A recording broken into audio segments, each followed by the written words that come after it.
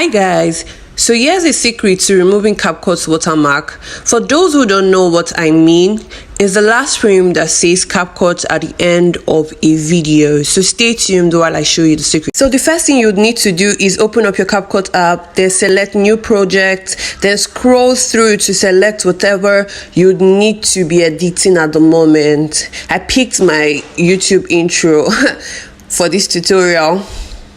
So to remove the CapCut ending, go to the settings where you'd see add default ending, tap on it to switch it off, toggle it to the left, and that's it guys. It's gone forever, so no need to forget to remove CapCut watermarks anymore. Follow me for more. Bye.